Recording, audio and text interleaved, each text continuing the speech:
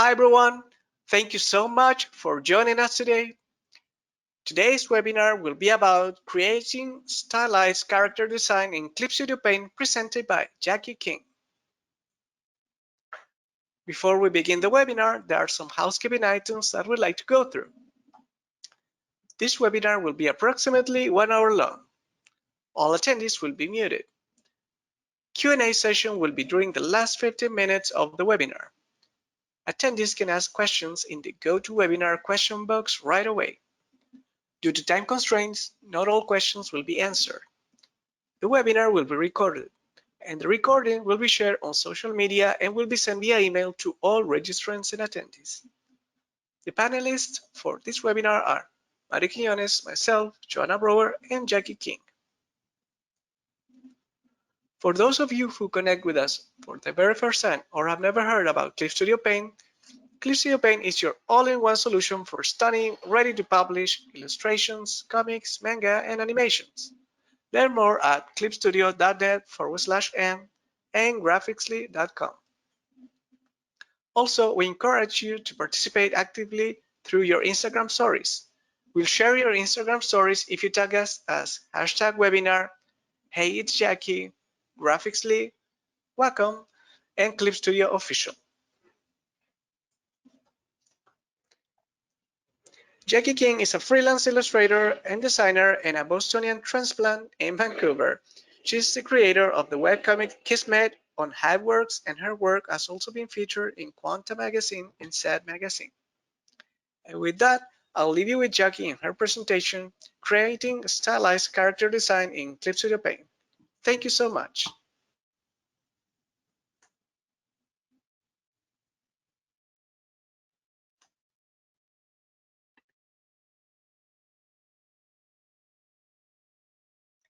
Hi, everybody.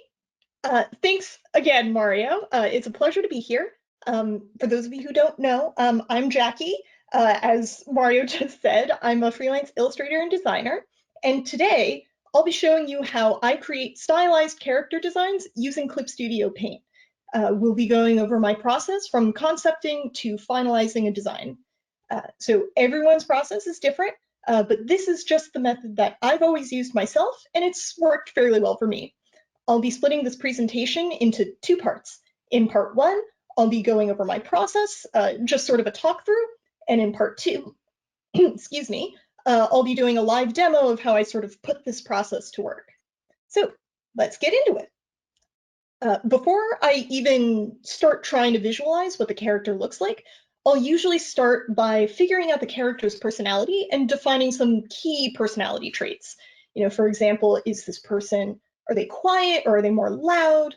Are they practical and utilitarian, or are they more ostentatious and flamboyant, fun or serious?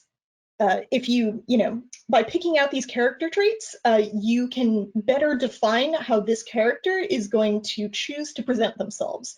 So, you know, this is going to be evident in the way they dress and the way they carry themselves. So, for example, a no-nonsense character who's very pragmatic probably isn't going to be wearing a highly impractical outfit with a million bells and whistles on it, or, you know, I guess in this case, belts and whistles on it. But, you know, by defining a character's personality in this early stage of the concepting process, you can ensure that their style and posture are much more believable and cohesive later. So with all this in mind, the next step in the concepting process, once you've figured out what this character's personality is going to look like, what this personality is like, is to figure out what they look like. And the way I do that is by creating a pin board or a mood board with inspiration for both the visual design and personality quirks of the character. So there are many different apps or programs you can use for this. I like using Pinterest, but you can even just use like a Google Doc where you paste in images while browsing online. The idea is to create a cohesive visual library you can refer back to when designing the character, and also to use this as a means of brainstorming a visual identity for the character.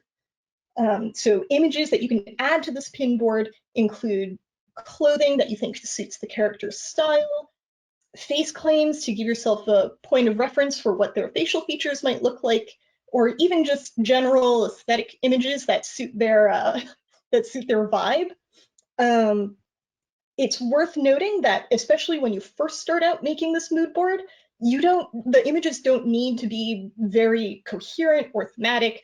At this initial stage, you're basically just trying to establish some visual points of reference that you can use to help with creating a mental image of this character. And, with this being an evolving process, as you hone in on your mental image of what this character looks and acts like, you can prune things down if you notice that some of your older pins no longer fit the aesthetic you've developed over time. So, to showcase this, I thought I'd put together a little pin board for a new character that I thought I'd prototype here. I wanted to create a sort of lawful good lady knight character, so you'll see lots of reference images for like a costume, some aesthetic images, and some art inspiration here. There's also an entire subcategory for face refs, and also one for formal wear, because I can never resist designing fancy clothes. So once you have a general idea of what your character's shapes, what sort of colors they like, and what their clothing style is, you can get right into sketching. So for that, we'll be hopping right back into Clip Studio. So this is the next step, which is creating some concept sketches and thumbnail images. So at this stage of the design process, I'll usually start by sketching out some really simple costume concepts for the character. This isn't necessarily where you need to go or where you need to begin with the thumbnailing process, but it's where I like to do it because I love clothes and I love fashion design. So that is what I like to start with. So at this point, I usually already have a couple ideas for what sort of costume I'm going for. And so I'll just sort of start brainstorming ideas. Usually I'll come up with a template and then I'll just scribble on some outfit designs on there. I'm not too worried about the details or even the shape language at this stage. I'm more concerned with just figuring out a costume that fits this character's style and personality. The idea here is to just very quickly brainstorm a couple of ideas that I can build off of later. And of course, there's always the off chance that you get a hole-in-one and really just nail the design on the first try. And if that happens, you are free to just skip this whole iteration process and, pat yourself on the back for getting it right so quickly. But here, I thought I'd just demo some of my iteration process where I have a couple different designs and I have elements of each of these that I like that I'll then compile into one final design. So, I liked the collar on this outfit here and maybe the breastplate here. I liked the greaves or the armored leggings here, but I also like the tails on these two jackets. So I'm going to combine all of these elements into one final design. So here we've got that same base, and I'll just flip over into a different brush and quickly sketch out just some general shapes. Again, we're not going for huge levels of detail here. We just want to get ideas down on paper. And so speed is preferable to detail. So here we've got the breastplate. I'm just adding those gloves I liked from earlier. Maybe, yeah, add some fingers to that to make it clear. And then I also liked the sort of military formal wear silhouette of the jacket under the breastplate, so we'll be keeping that down below. Let's give her some of those pointy greaves. This character I'm envisioning is sort of a prickly personality, and so I want to be deliberate about including lots of pointy shapes into her costume design to sort of, visually cue people in that this person is not super into hugs, for example. So just draw on the pants, add those tails that we liked. I think I like the ones that are angled downward, and give her some real pointy shoes, pointy toes. Great. So as you can see here, we've already, in just a very quick time, developed sort of a very rough concept for what this character's costume might look like. So I also might repeat this process for the character's face and hair as well if I haven't, really honed in on what that looks like. I usually have a pretty good idea of what I want a character's face to resemble right at the start, but if I'm still trying to figure it out, I'll do a couple of iterated sketches. So here's an example that I've already put together. You'll see that in some of these earlier designs up top, that, her hair has straighter lines to it and has a couple more pointy edges and is just generally a bit sleeker. And that in the later designs, I sort of gravitated towards more of like a wavy, more organic forms in her hair. But that I've usually kept the angular cheekbones and the sort of prominent pout on her. So, as you sort of hone in on what this character looks like, you can just sort of keep all this in mind as you're designing their overall look. So the next step of the process is developing this character's shape language. So here I've, just drawn some really basic stick figures. The idea here is to keep the character's core personality traits in mind as you establish what sort of shapes you use to build their silhouette. You can construct a variety of different characters using very basic shapes as a baseline. You can see here I've used 3 different shapes on these stick figures to construct 3 very different looking characters. And you can also mix and match shapes as well. And even with these really simple forms, they look very distinct and they sort of convey different moods. Maybe one of these looks more assertive than the other. Maybe one of these looks more relaxed. It's sort of up to you to figure out how to use these basic shapes to convey a sense of this character's personality.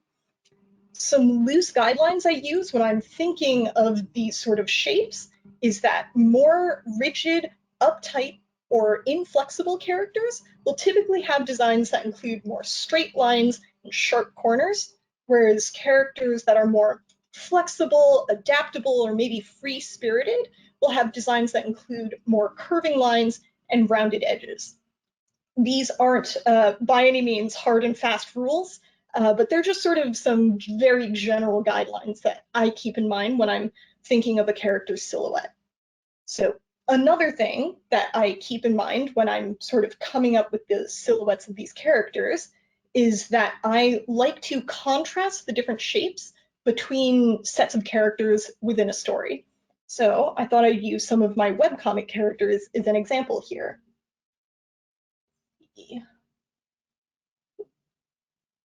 Let's start with my characters, Sebastian and Octavia. So these 2 are characters that I initially designed to be visual foils of each other. You'll notice here that, let me make sure I'm on the right layer. Yes. You'll notice here that Sebastian is primarily composed of, hard edges, sharp corners, lots of pointy elements in his design, and also broad shapes. And then Octavia here is instead built up of, rounded, soft edges, soft, flowing shapes, but also with a couple of corners thrown in there. So this is basically just to provide lots of visual contrast when looking at these characters. Whoops. That makes them, the pair of them, more interesting to look at when they're together. Next, I thought I would show the characters Octavia and Tertia, who in the comic story are clones of each other. But even though they're effectively the same person genetically, their I wanted to showcase that they're two very different people through just their design. So you'll see here that Octavia is, once again, made up primarily of soft curving shapes and, fluid lines, whereas Tertia has lots of sharp shapes in her torso, in her hips, even pointy bits in her hair, kind of to showcase that she's more of a rigid person than Octavia. And this, I think, conveys that these two characters, despite looking very similar, have very different personalities. So now that we have all that in mind, I thought I would showcase how I put all of this together into one, sort of final demo where I show you how this all works together in practice. So once you basically have the general shape of the character and their outfit defined, you can start putting all of this to work into one single final design. For the sake of expediency and staying within the time limit, I've already pre-prepared this sketch of this new character that I can work from. I wanted this character to look a little bit stuffy, a little bit uptight, and maybe even kind of grumpy. The quintessential lawful good, but also no nonsense lady knight. You'll also notice that I kept sort of a feminine silhouette to her by giving her sort of an hourglass shape, but that I also made her look uncompromising, assertive, and sort of rigid in her stance by using lots of sharp corners, again, pointy elements to her design, even her jaws very square and set. And you'll also notice here that I've already put that costume sketch into use, where here's the breastplate that we sketched from earlier, the sort of military formal jacket. And you'll see that even though there's not a whole lot of detail in that thumbnail sketch, it provides us with enough information to sketch out this costume, and now we can start focusing on the details, like maybe adding in a couple little straps to hold this breastplate in place, maybe some more details on the breastplate itself. This is the part where you can really go crazy with gingerbreading this whole thing. So I thought that I would give you a little demo of how I go about inking things in. This part of the process is pretty straightforward, especially if you have a well-defined sketch. You basically just go in and trace over your original sketched out lines with whatever pen you prefer. I usually like to swap between two different pens when I'm inking things in. I have one pen that I like using for inking in the face. You'll see here, it's the Real G pen. I think I also modded it to add a little bit of texture to it. And then for the rest of the body, I like using a calligraphy pen, which I really love the texture it gives. It also has a nice widening effect at certain points of the stroke. But I think the Real G pen offers me a bit more control, which I find helpful when drawing a face. So let's get right into it.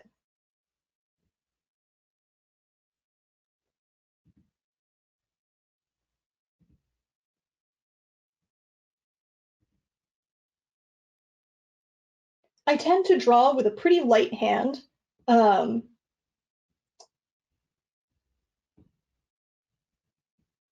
So especially in places where there are smaller details to be concerned with, like on a face, using this Real G pen is really useful since it has lots of control and variability in the overall line width.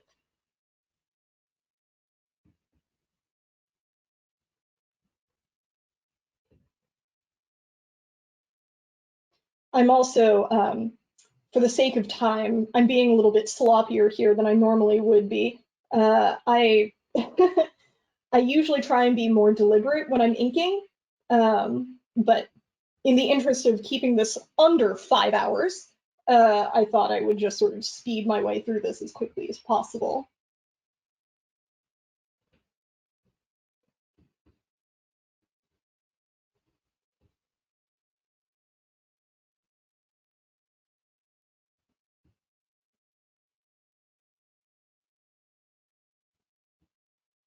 you'll notice I rotate the screen quite a lot when I'm drawing. This is to just help reduce wrist strain, so I'm not bending my wrist at all kinds of crazy angles. I do worry that this makes the viewing experience less pleasant, but hopefully this isn't too dizzying for you guys.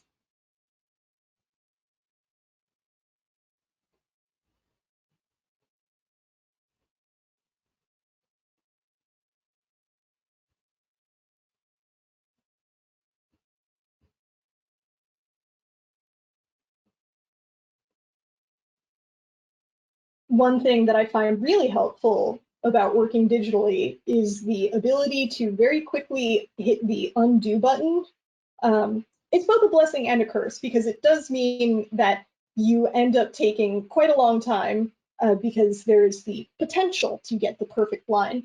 But it does also make it very easy to fix your mistakes. So you don't have to worry about, when you're inking something in, being super duper careful to make sure you get everything right on the first try. It's very forgiving.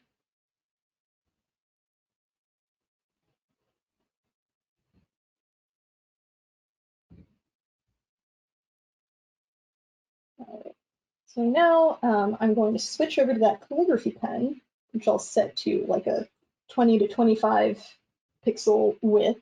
And you'll notice it kind of has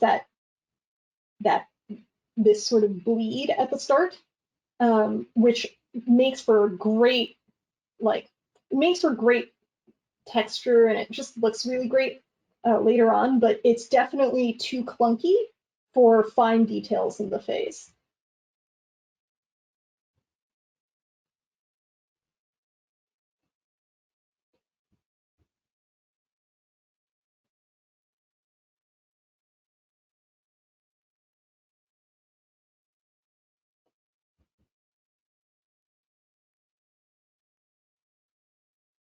And we'll just so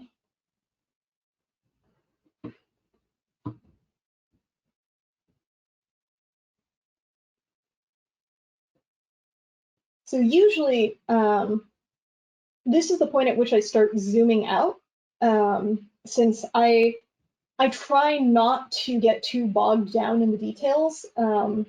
Easier said than done. I think many of us have have trouble losing sight of the forest for the trees, if you will, just because it's so easy to work at 600 times magnification and lose sight of the big picture when you're focusing in on these details. So this is the stage at which I usually start zooming out to try and combat that.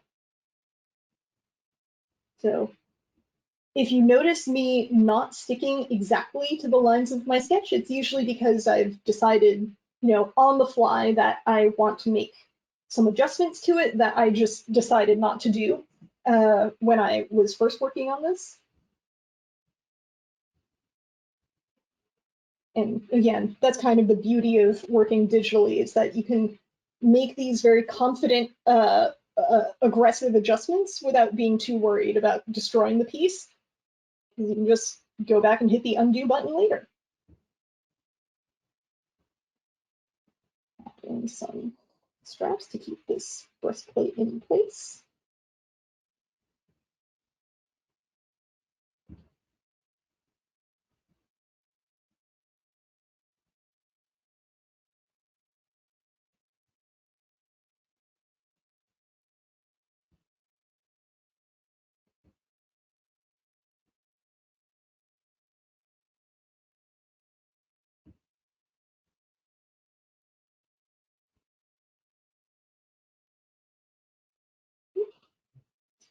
And if you're curious, why yes, the undo button is an essential part of my workflow.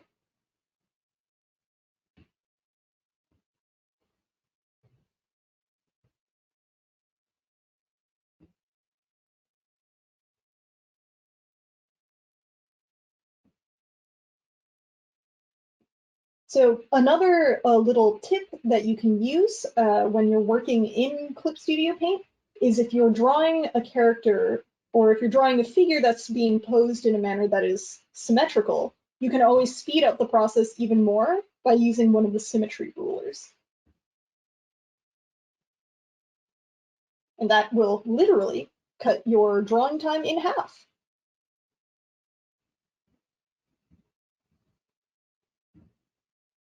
All right.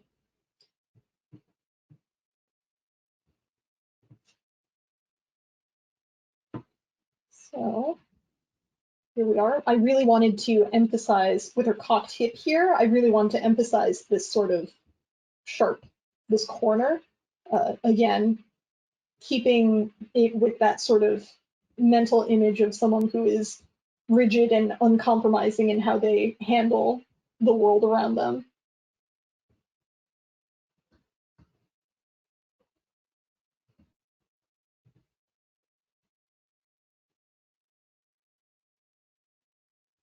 And again, we have sort of a return of these pointy shapes.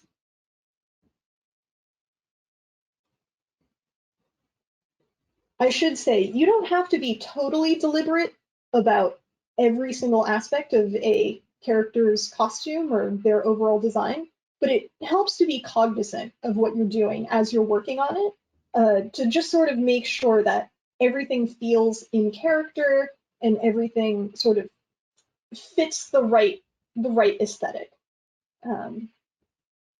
One particular costuming pet peeve of mine is when, for example, you have a character who is otherwise very, no nonsense and very practical and pragmatic, when you have them dressed in this absurd frilly outfit that is totally unwearable for day-to-day activities, let alone adventuring. So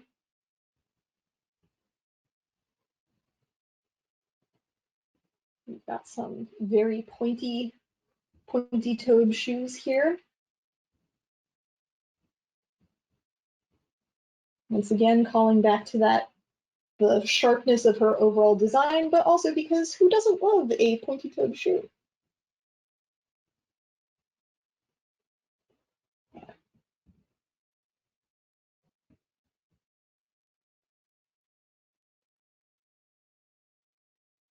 All right, so for the sake of expediency, I really sped up this whole process.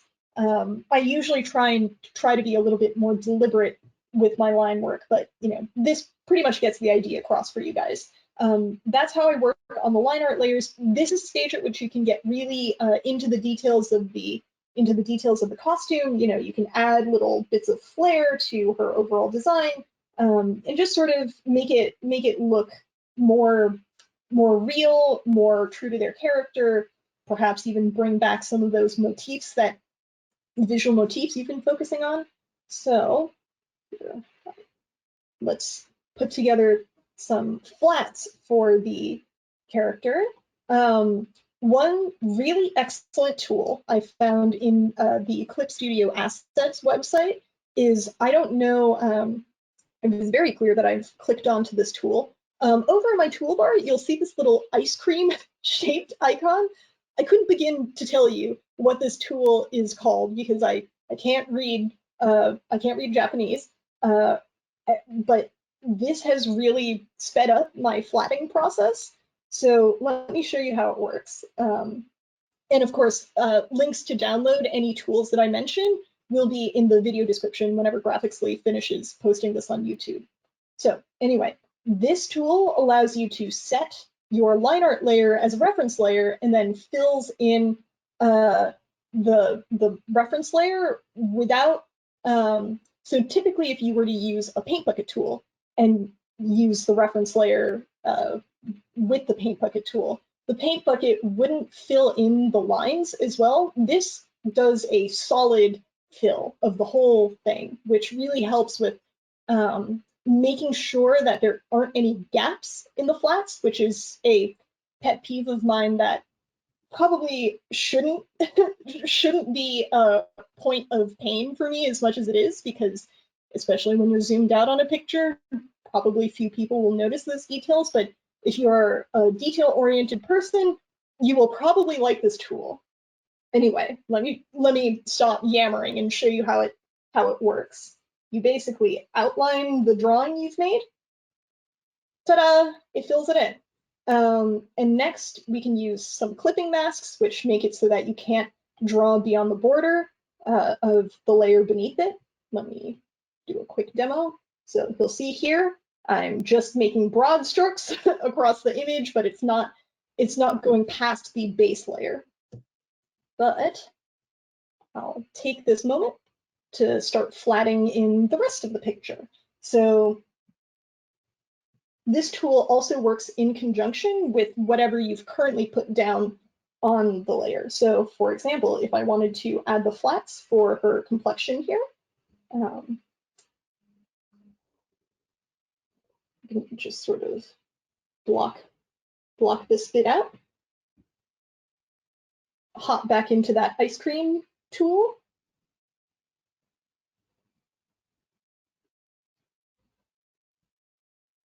hope it doesn't fill in anything I didn't want it to, and there you go.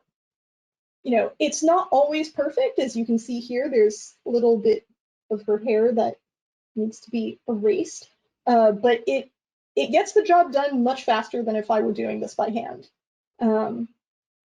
So next we can do the flats for her hair. Let's do it very quick. And again, it makes it so easy. And then let's do her cravat. Let's make that a separate layer. The reason I like putting all these different colors on separate layers is by alpha locking them later and then you know, separating them all out. It makes it very easy to swap in different colors later on in the process. So let's do her jacket now. Let's do a blue color.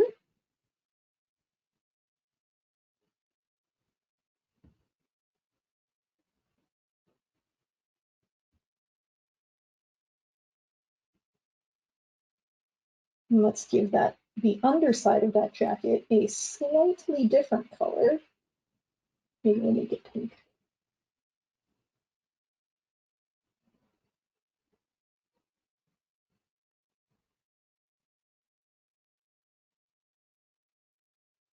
And let's give her some pants. We'll make these a very light khaki. Yes, separated out that layer. So you'll see here, we've already got some very quick flats down. And again, you can always, so let's see, you can always alpha lock these. And let's say I want to try a different color other than blue for the jacket. Let's make it purple. Oops, that's the wrong layer. Let's alpha lock this. And then we'll hit the fill bucket. Now she's wearing a purple jacket. So by alpha locking all these flats, you can very quickly swap in and out colors to, you know, sort of play with the color palette a little bit more. It sort of makes, I always pick the colors last. I know some people pick them first. This is just my personal preference to do this last because then I can play around more with the palette.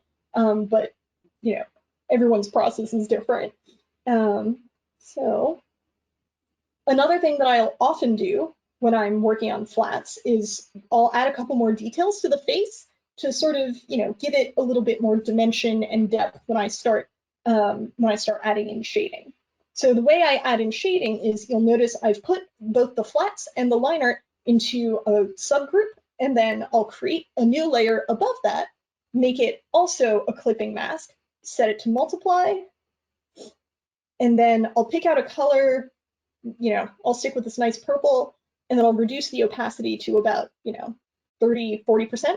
And then from there, you can just sort of block on shadows without worrying about disturbing the colors underneath. And I usually like to, in the initial stages, work with a pretty big brush and just sort of block on where I think these shadows ought to go. So I will increase the size of the brush to about 50. You know, the brush size is pretty arbitrary. I just try and pick one that's nice and big and blocky. And once I block in these shading details, once I do that, I'll usually go in later and refine those big blocky shapes. So it's just a very quick and dirty version of what I would typically do. Normally I would be zoomed in quite a lot and going over this a little bit with a little bit more detail. But the next thing I usually do is I'll do a lighting pass. Again, create a new layer, set it to be a clipping mask, and set that one to add glow. You can also set it to screen. That works well as well. I personally prefer the glow setting just because I think it looks a little bit brighter. I reduce the opacity of that layer a lot, usually to about like 15%. And then I'll go in and add in, you know, the highlights. Here, here, maybe some shine to her hair, side of her nose. Make her greaves look a bit brighter. And again, you can always play with the different colors you choose, the opacity of these blending layers to sort of bring out the desired effect. But this is just sort of a very quick and simple version of what I would typically do. So, all right, now that you've got all that together, this is basically the process that I use to do all of my illustrations. Let me show you sort of a completed version of what all this looks like. So, again, for the purposes of this demo, I tried keeping things as quick and simple as possible so that we could stay within the time limit. But you'll see here the progression from sketch to line art to fully rendered image. And that basically covers my process. You know, I hope you found this overview helpful. Again, I'll have Graphicsly include links to all the tools I mentioned during this presentation in the video description whenever they post this up on YouTube. For now, I believe Mario mentioned he's been collecting some of your questions for me to answer, so I'll turn things over to him. Yes, Jackie, exactly. And we want to thank all of the people who's connected with us live. And there are so many questions. Also, we want to thank the people who has been sharing their Instagram stories, tagging you, tagging us. Oh, goodness. Wacom and Clip Studio Paint. That's really nice. And we are reposting them in our Graphicsly account.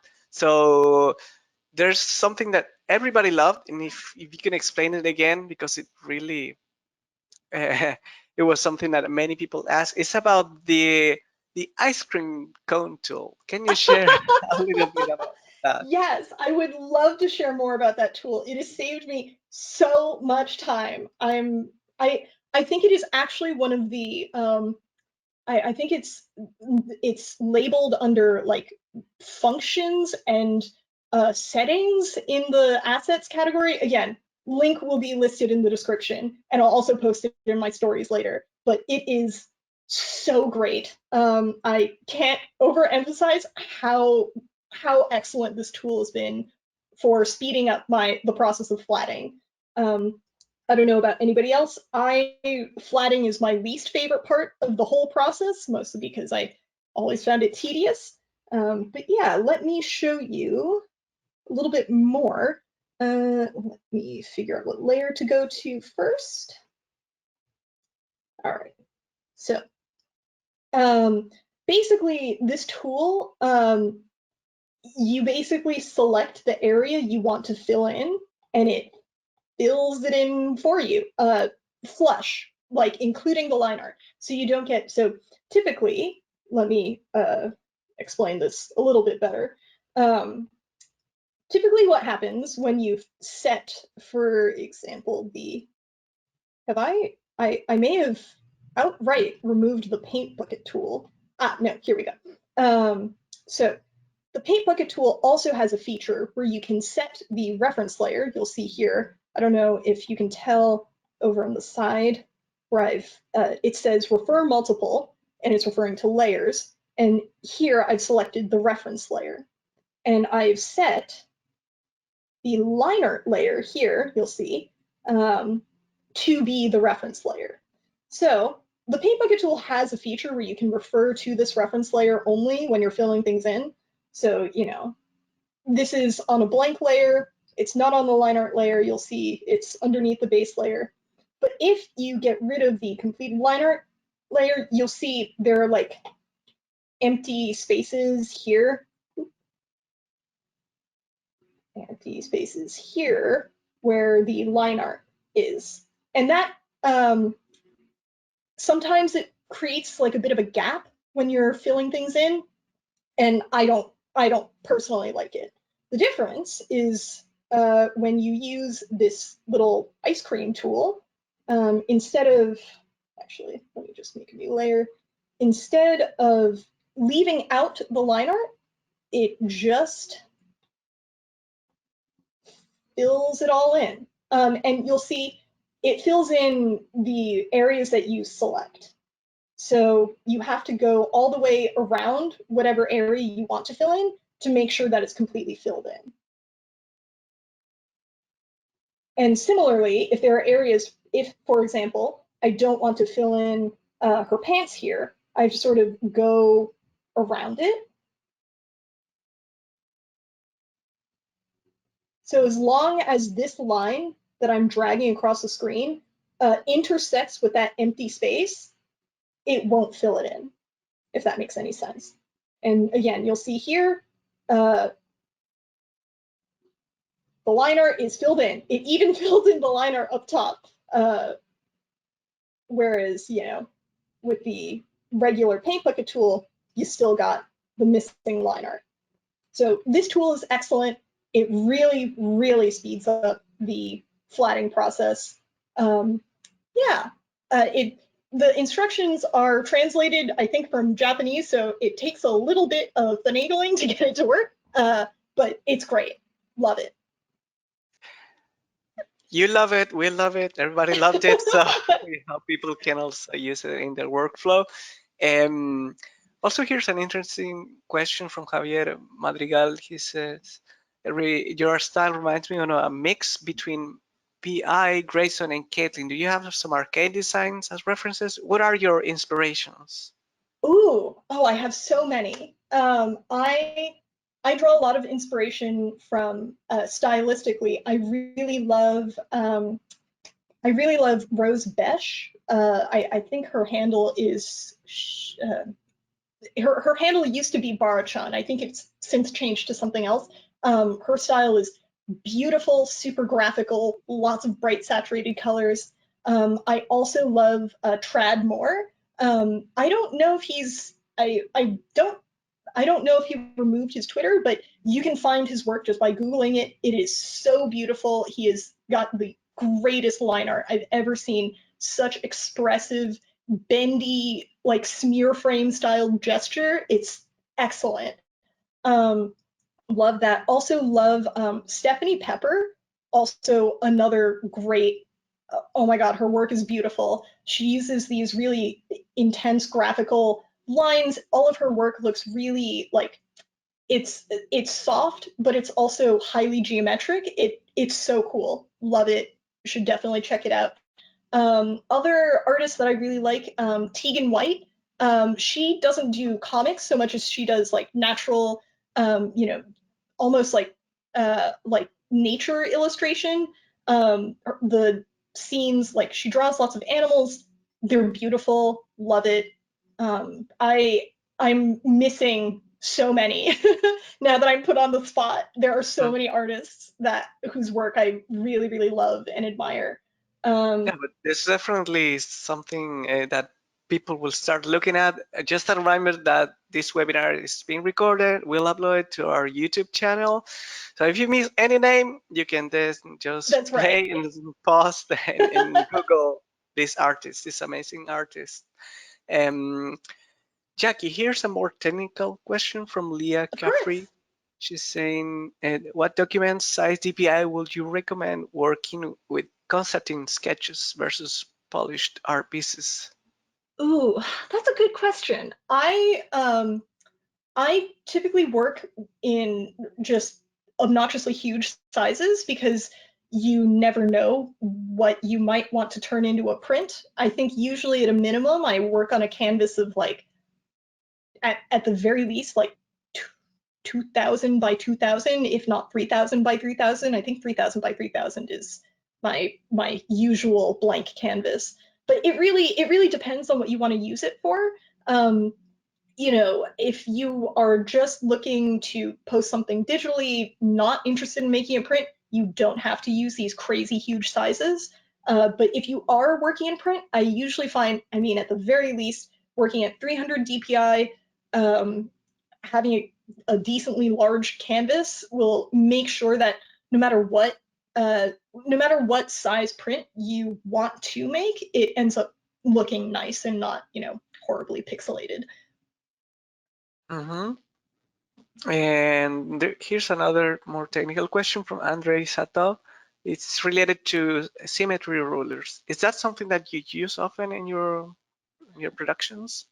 It depends. The symmetry ruler is great, especially if you are, for example, just drawing a portrait. It really makes it easy to get that other eye just right.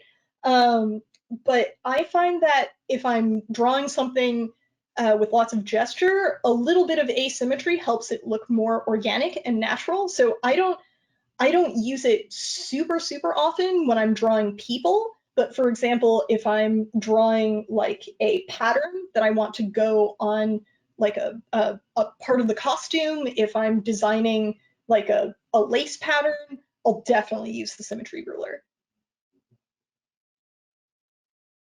Mm-hmm. Here's another question from Bainit Kaur.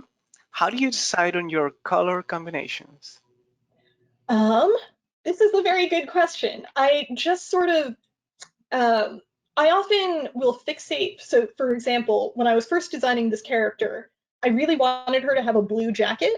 And so I, you know, put the blue jacket in there first and then sort of built the rest of her palette based on that. But really, my process involves a lot of trial and error. You know, there was a time when I made her pants black and then I decided it looked too dark. There was a time when I tried gold armor on her, that did not look good. So it's really just sort of, for me at least, I will usually have one color in particular I want to include, and then I'll try and make the other colors in the design work with that one color, if that makes any sense.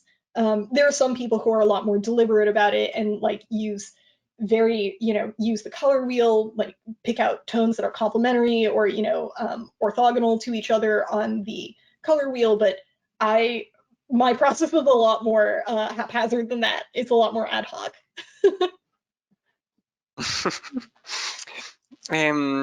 Sorry, I was also reading. There are so many questions. Thank you so much. Thanks so much. If I'll also put a question box in my Instagram stories if there's anything else you want to ask me that I can't get to today. Sorry, there's an ambulance on the back. Do you ever worry, Jordan Foreman, he asks, do you ever worry that while referencing something from your mood board, Pinterest, you will end up just copying the design too much? I try not to worry about that too much, mostly because it's 2022 and there are no perfectly original ideas anymore. But I think one way I avoid the problem of direct copying is by not looking at the reference board when I'm concepting things out. So that way you're not, even if you glance back at it for inspiration, you're not going to directly, one for one copy any part of someone else's design.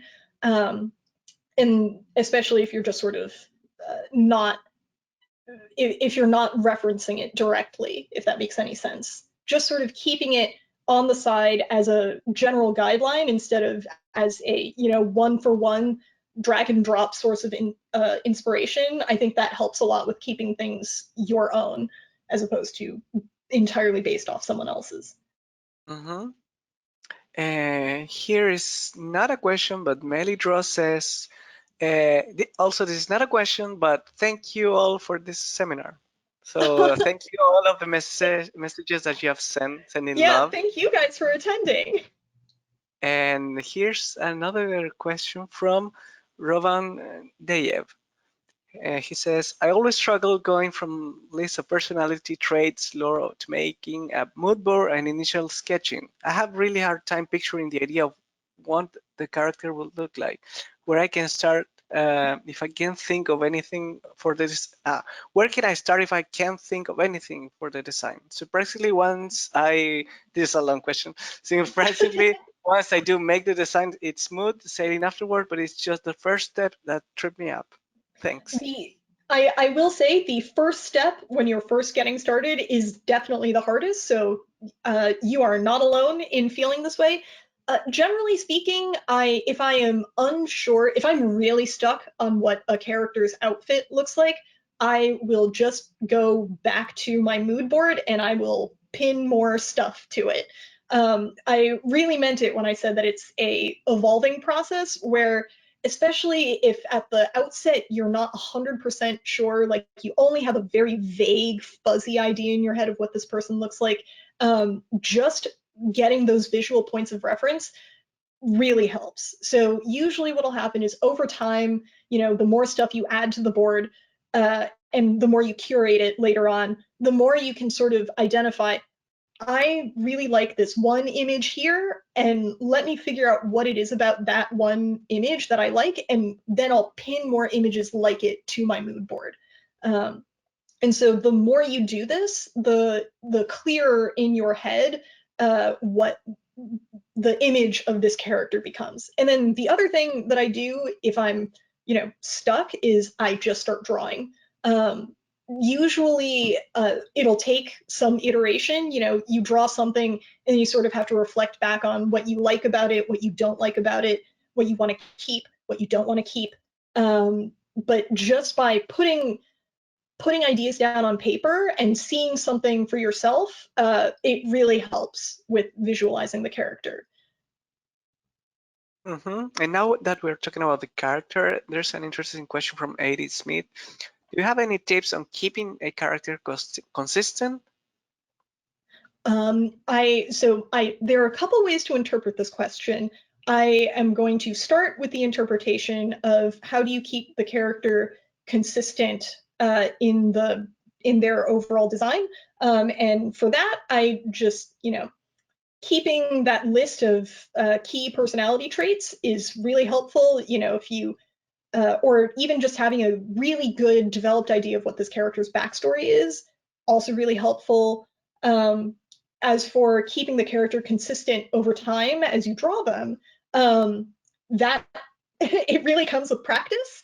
And also with, at least for me, I like pinning lots of face references to my pin boards, mostly because it helps with visualizing this character's facial features and keeping those consistent as you draw them in multiple different angles, multiple different lighting. Just having an idea of like, this is what their general cheekbone structure looks like, or this is what their nose looks like, or this is their eye shape. That having an actual visual point of reference really helps with that. And Jackie, this is my question. Do you have any tips for keeping the character consistent in terms of design? If you're, for example, in a model sheet, if you want the character in another position, like rotating, profile. So keeping the character consistent across a model sheet, so usually having those guidelines that you see on so many model sheets, for example, the ones that sort of indicate where, let me get the pen tool out again and make sure I'm on a new layer. So having those lines in place that indicate, head height and then general actual height really helps with keeping their height and size consistent, their proportions. But aside from that, I would say that having a very developed idea in your head of what their costume looks like from both the front and the back really helps with this. And sort of visualizing each different component as a three-dimensional structure as opposed to just a basic shape. So once you've got that thumbnail image, that thumbnail sketch down of what the basic shapes of that outfit looks like, you can then from there start visualizing what it looks like three-dimensionally. And here's another question from Elizabeth Anderson. Jackie, your style is beautiful blend of cartoon and realism. How did you develop your personal style? This is a great question. I would say that everyone has a different way of figuring out their own style, and that style is something that's acquired through both time and practice. But for me personally, my style is basically a mix of things that I like from many different artists that inspire me. I've always been really inspired by the like the really crisp black and white line art in manga style art, but I've also really enjoyed the sort of high contrast use of shadows and more realism in Western comics. So I would say that there's a healthy mix of both in my own personal style, and also, I think there's a lot of hallmarks of our style that are just indications of what we personally like to draw. So I love drawing like swirling, swoopy, organic lines. So you'll see a lot of that in my work, just because I find those things really fun.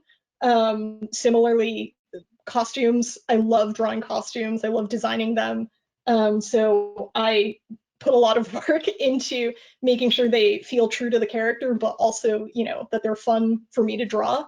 So yeah, I basically figure out what you like drawing, figure out what you like seeing in other people's art, and then just mix all those up into your own personal brand of art. Yes, of course. And another question from Igor Markovich. What is your preferred historical period fashion you you Oh, default to when creating outfits? This is more like a personal taste. oh my Uh, goodness. This is a hard question to answer. There's a whole variety. I'm not the most well researched historical fashion nerd. I am just someone who loves beautiful clothing. So I may be getting some of this wrong. I personally, my favorite time period for fashion is probably between like the turn of the century, 1900s and through like 1930. I feel like, especially in the 20s, that period had clothing that had lots of really cool details in them. Obviously, the Art Nouveau and Art Deco aesthetics are also so cool to look at. Love the organic shapes in Art Nouveau.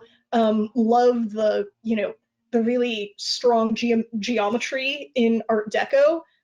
Those are my favorites, but obviously I draw lots of inspiration from other time periods. Um, I just I couldn't I don't think I could possibly name one single time period that I love over others, since I think 1900 through 1930 is actually a fairly large window. But yeah, that's probably my favorite in terms of details. But yeah, I love them all. They're so cool.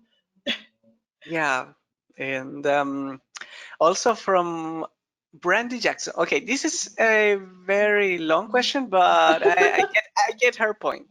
So, say you have accepted a job to create some concept art for a character that has a general direction and background, but no previous illustration or anything from other artists. What kinds of requirement do you ask to the client, or what do you expect to receive? I've seen much as a mood board, adjectives, writing prompts, etc. What has helped you to be most successful in this kind of work when it's not your own character? Oh, this is an excellent question. So personally, when I've taken character commissions in the past, I always like to ask my client to give me the info dump. Basically, if they have face claims, if they have, outfit inspiration images that they have, even if they just have written descriptions of the character, or if they have like even better, like a character backstory, the more information, the better. I think I've said to multiple clients multiple times, there's no such thing as too much information. I want to know everything about this character, just because the more you know about a character, the more you can make their design tailor fit to them. Um, even if a client doesn't have face refs, even if they don't have like a defined outfit for the character, if they have a detailed description of like, you know, this is their D&D character, this is what they've gone through, this is the weapon that they like to wield, this is their class, that all gives you a lot of information as the artist to sort of start building your own mood board for this character. And if truly the client has 0 reference images available, before I draw anything at all, I usually put together a mood board and send it to the client and say, take a look at this, let me know what you think fits the bill and what misses the mark, and we'll go from there. And usually, depending on how much I've nailed it in that first try with the mood board, we'll do a little bit of iteration based off of that, just to make sure where both you and the client are on the same page as far as what your mental image of this character is. Jackie, we are reaching the end of our webinar. Unfortunately, time to go, but we have 2 more questions. Of course, ask One away. of them is, what's your favorite Clip Studio Paint tool? Ooh, oh, that's a good, that's a very good question. It's hard to pick one. I mean, my favorite that I use literally every time I draw anything has to be that stupid ice cream, the ice cream paint bucket tool. Great, love it. It really speeds up the flatting process. But I would say the real MVP of Clip Studio Paint in terms of my tool set is definitely the ability to use as many layers as I want, to set the ability to set clipping masks on subgroups. This is I don't know if this is too technical or if this is, you know, gibberish to people who are listening, but my art and also my comic pages is just, it's layers, layer subgroups and clipping masks all the way down. It is like 100, 200 layers and like a million clipping masks above it. Having that functionality built in is so great. Like other programs I've tried just don't have the same, they really just don't have the same level of that functionality. I think there are some that even like limit the number of layers you can use, which is a nightmare for me. But yeah, having that is super great. I mean, also the brush editor, Awesome. also really great. And Jackie, one last question, just to close the webinar. What's your advice for anyone who wants to make their own character more stylized, make their own personality and its own features? Ooh, I think the best advice I have to give for really bringing your character to life and stylizing them in a way that feels true to character is really to love that character. You know, you have to kind of be you really have to kind of fixate on them a lot in order to really want to add all these little tiny details to their design. But I guess on a more practical level, just always keeping in mind who they are, you know, why they are the way that they are, and keeping all that in mind as you're figuring out what they look like. Because truly, the way we choose to present ourselves to the world is a sort of an expression of our own personal preferences and interests. In real life, people who are very pragmatic and don't care about fashion will probably just wear, you know, whatever feels comfortable and doesn't look horrendous, they'll probably wear that. Whereas someone who's more, you know, perhaps more artistic, or someone who loves a specific color, you'll see that comes through in the way they dress and also the way they carry themselves. You know, someone who's sort of downtrodden might not sort of carry themselves with their shoulders flung back and head high, whereas someone who's much more confident and assertive will walk around with their chest puffed out. Just sort of keeping all that in mind as you're designing the character will really help make them feel more authentic. And with those wise words, we are closing our webinar. But before we go, we want to share one last bit of information. This webinar has been recorded and will be uploaded to our YouTube channel. So please subscribe to Clip Studio Paint channel and Graphics Lead channel, so you will receive a notification once the video is available. For more information about Clip Studio Paint, visit clipstudio.net/n and graphicslead.com. And for all of you who are asking, where can I find Jaki? Well, please follow Jaki on her social media, Instagram as Hey It's Jaki, the same for Twitter, Jaki Draws on Twitch, and also her website designedbyjaki.com. And with that, we are finishing this amazing webinar. Thank you so much, Jaki. Thank you for having me, and thank you guys for tuning in. Yes, thank you so much for attending this webinar, and we hope to see you in our next event. So stay tuned. Bye bye. Bye, guys.